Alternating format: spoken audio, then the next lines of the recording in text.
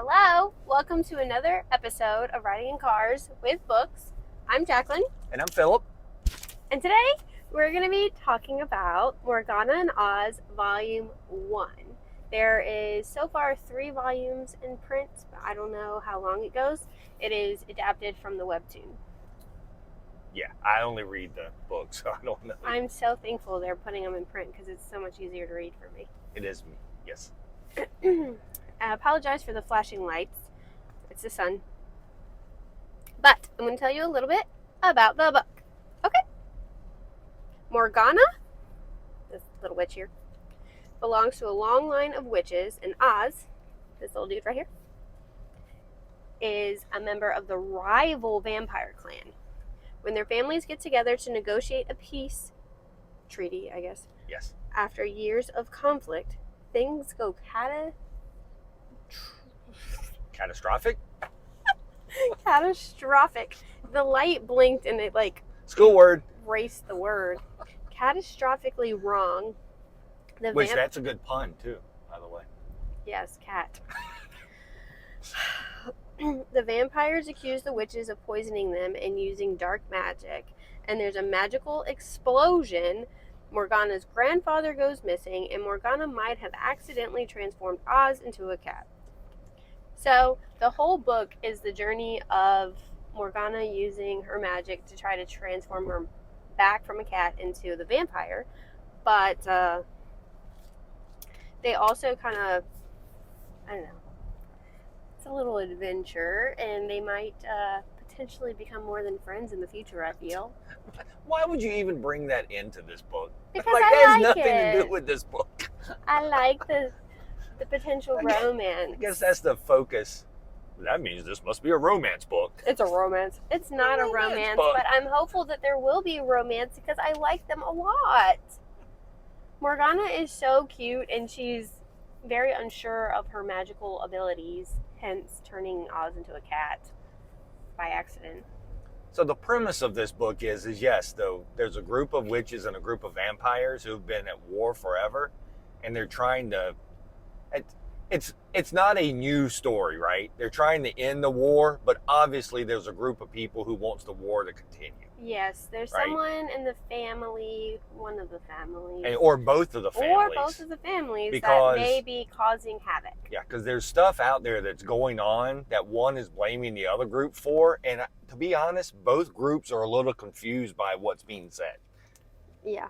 And then they're just assuming that each of them is lying. But I enjoyed Oz's character development through him being a cat, because I think you learn a lot about yourself when you're in another form.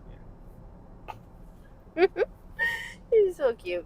But I think there's interesting characters throughout the book that's just not Morgana and Oz too, because The brothers. not just that, but like the witches, her family, Morgana's family, mom and dad, they put on an air when they're around a group of people.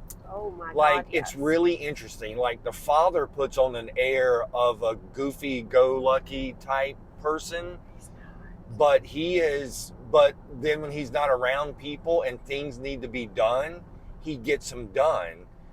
And then the mom is really the power, right? She's the one that has to stand up in front of councils. She's the one that has to defend themselves. But that's also not really her. She just wants to be a part of a family. Yeah. And she just wants her family to be safe. That is the impetus for this whole war to end. Is she really just kind of wants to move out to a farm. I mean, it doesn't really say this, but it's like she just wants to move out with her family and just live, right? Like all this other stuff is just stuff that doesn't need to happen. Like, can't we just all get along? Yeah. Like the mom is the one hosting the party, and they give them blood, and that's what they assume is poison. Right. I don't think it was poison. It was poison, but the poison that was in it, spoiler alert, the poison that was in it was basically a magic potion that makes the vampires only want to drink witches' blood. So why would the witches poison? Because all that's going to do is make things worse. Yeah.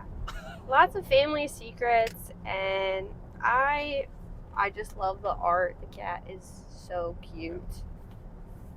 But the focus is basically is if anyone is going to save everyone, it's going to be Morgana and Oz because Morgana just wants to like everyone. She doesn't really have hard feelings on everyone. And let's be real, this is Spike from Buffy. Look at him. Just look at him. Sure.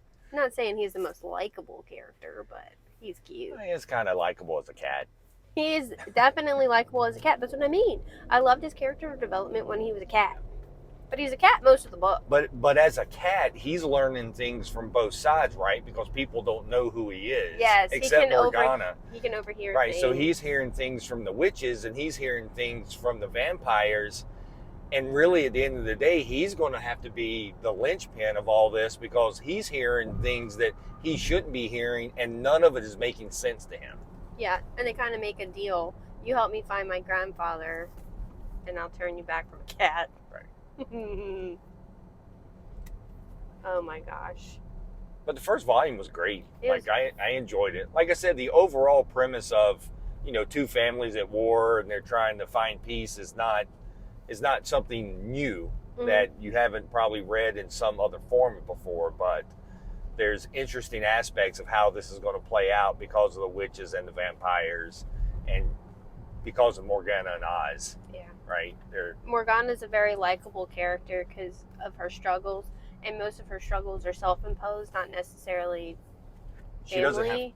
She doesn't have confidence in herself. No, not at all. And her family puts a lot of pressure on her. Her mother especially puts a lot of pressure on her. But still, I feel self-imposed conflict more than family expectations, even though that's there. But it's a combination. But so she has a twin brother.